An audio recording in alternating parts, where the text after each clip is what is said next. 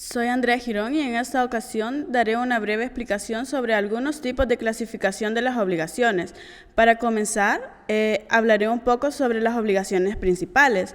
Estas son aquellas que existen por sí y tienen fin propio, o sea que son obligaciones principales, aquellas que gozan de existencia propia e independiente, como lo es la obligación de entregar la cosa, el vendedor al comprador en el contrato de compraventa.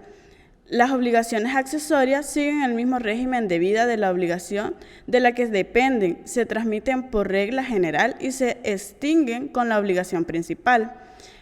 Las obligaciones de sujeto simple o pluralidad de sujetos. Por ejemplo, las obligaciones de sujeto simple, cuando en una obligación las partes corresponden a una sola, sin embargo, debe tenerse en cuenta que para que la obligación exista en el contrato debe ser suscrito por al menos dos partes y es aquí donde las partes se representan por una sola persona. En la obligación de sujetos plurales. La obligación de sujetos plurales se caracteriza porque dentro de las partes del contrato, una parte está representada por una o más personas, que pueden ser naturales o jurídicas. De acuerdo al vínculo de cada una de las partes, puede ocurrir varios fenómenos jurídicos, como cuando existe pluralidad de acreedores, la parte puede exigir el cumplimiento de su parte o puede exigir al deudor el cumplimiento íntegro de la obligación a su cargo. Cuando existe pluralidad de deudores, se entenderá que la obligación es solidaria. Sin embargo, podrá perseguirse el cumplimiento de la obligación a una sola parte o perseguir la parte que le corresponde a un deudor.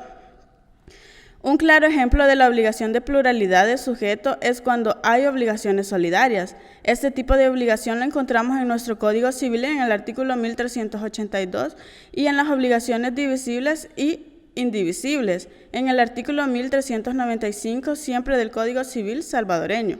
En conclusión, cuando hablamos de sujeto simple nos referimos a la relación que está constituida por dos sujetos, que podemos nombrarla como acreedor y deudor. Cuando decimos sujeto plural nos referimos a la relación constituida por varios sujetos, ya sea dos o más personas, acreedores y deudores. Por último, las obligaciones positivas y negativas. Estas obligaciones positivas consisten en cualquier acto o hecho que no sea de entregar una cosa.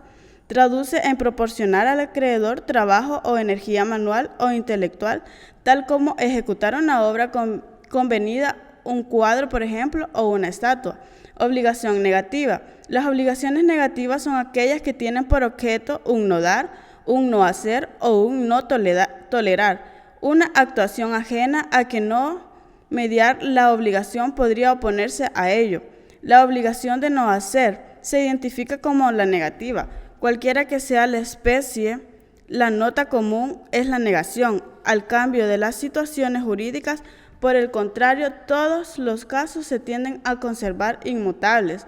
Esta clase de clasificación la encontramos en los artículos 1424, que es la de hacer, y en el artículo 1426, la obligación de no hacer.